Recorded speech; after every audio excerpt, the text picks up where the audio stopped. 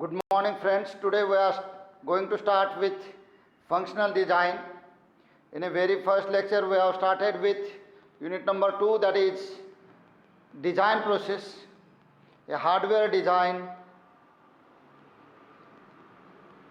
In this particular unit we also have started with a design process by keeping user at the center.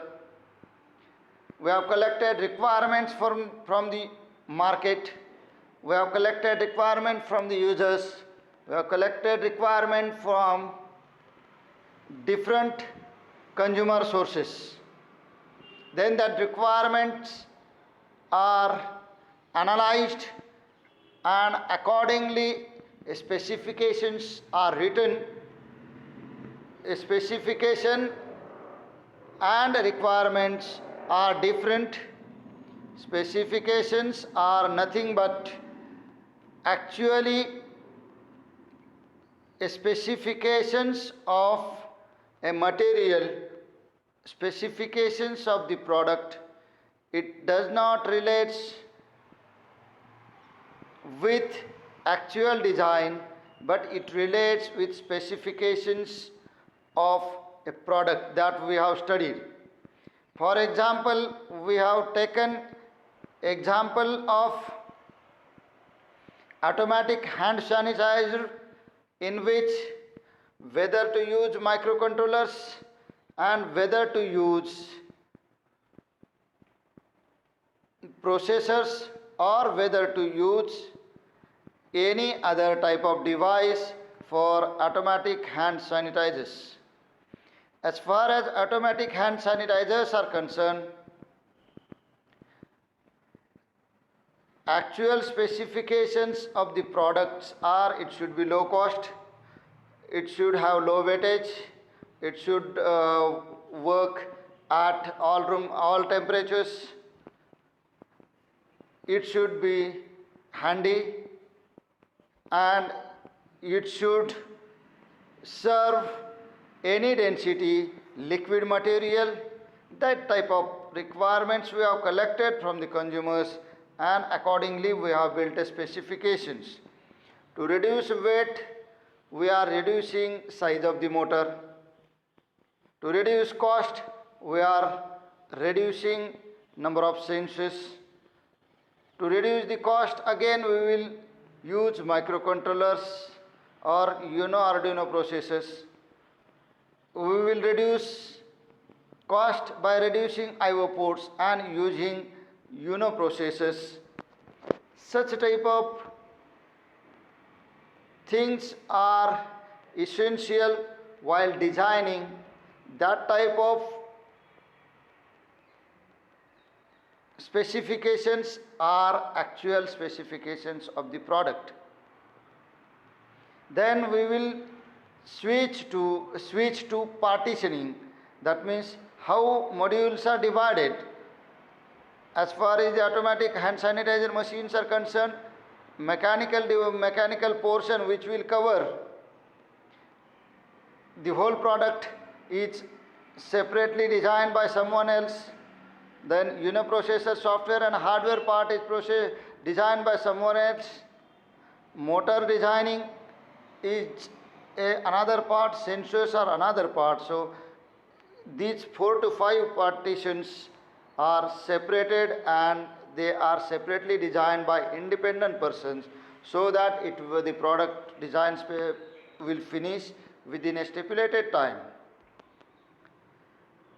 The second thing is that all these design parts are collected together, that is cohesion, and cohesion is made and combination is made. That means cohesion and under system partitioning, coupling is also considered. Cohesion means component interconnection, while coupling means block interconnection. We have studied in the last lecture.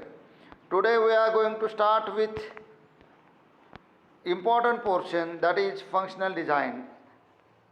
Till last lecture we came up to block diagram design and system specifications or product specification. Today we are going in deep up to functional design. The main purpose of a functional design is just based upon requirements and specifications of the product. We will actually entering into inside the product what should be the functional design of that each and every part. Functional design also has a meaning that in a automatic hand sanitizer block diagram description and design is done by a technical team who is expert in this particular area. So block diagram design itself is a functional design, we will say for our convenience. I will read it.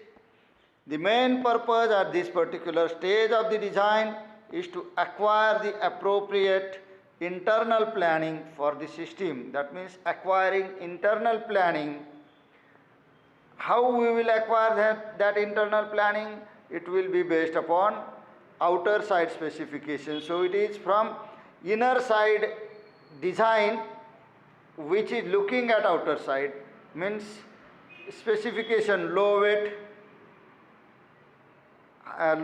low cost, handy,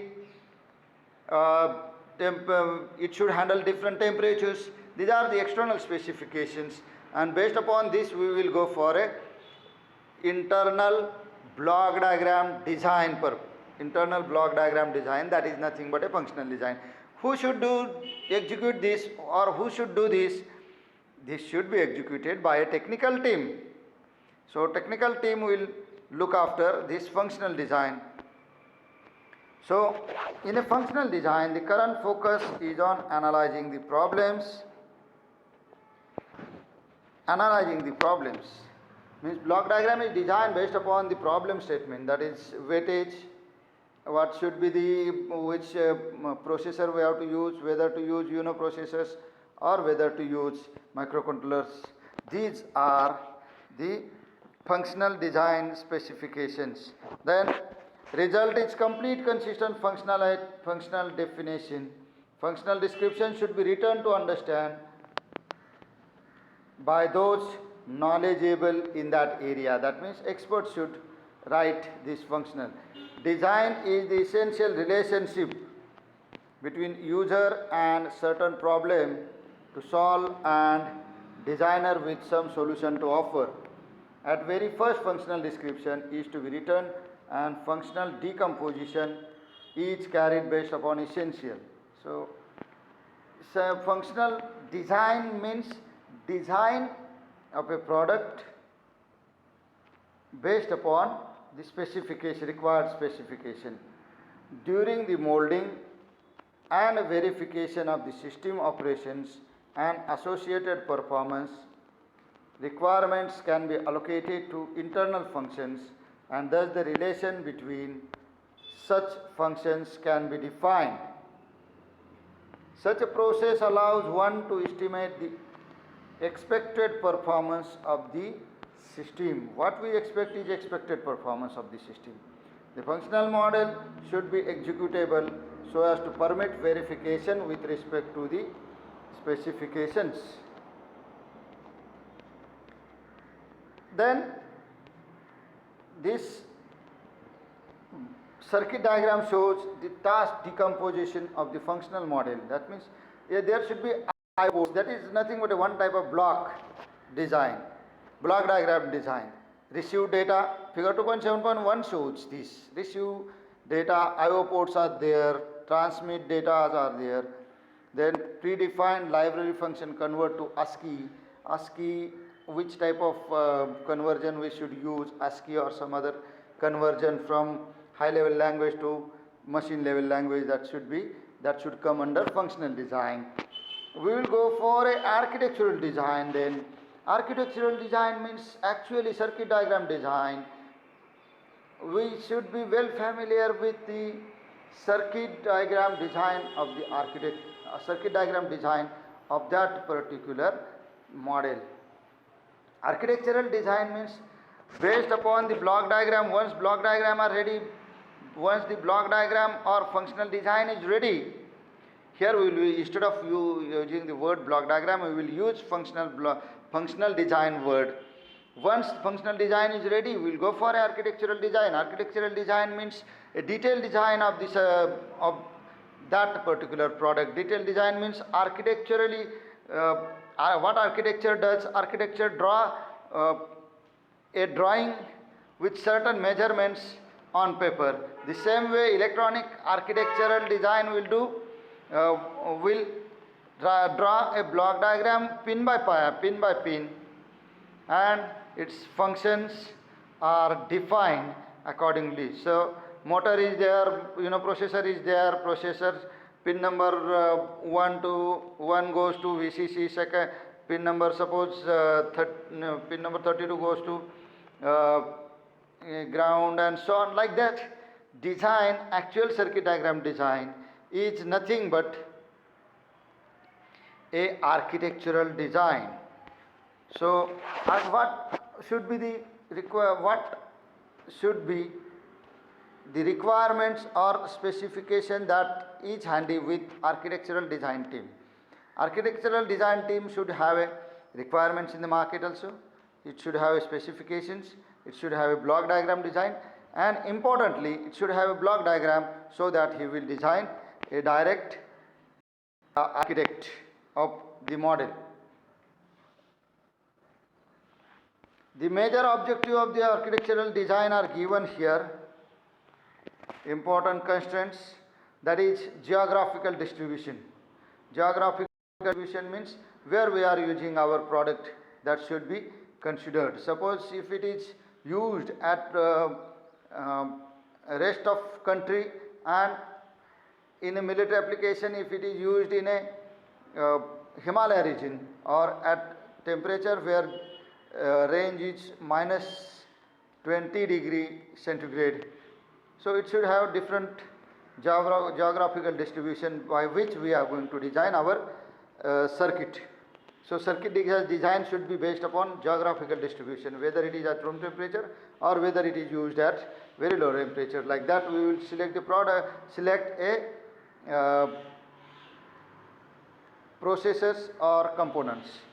Physical and user interface. Physical interface is how, user interface is how. That means whether it should be remotely used, or it should be used directly by pin, like that. Physical and user interface. In a car, we may use Bluetooth and so that type of specifications are essential.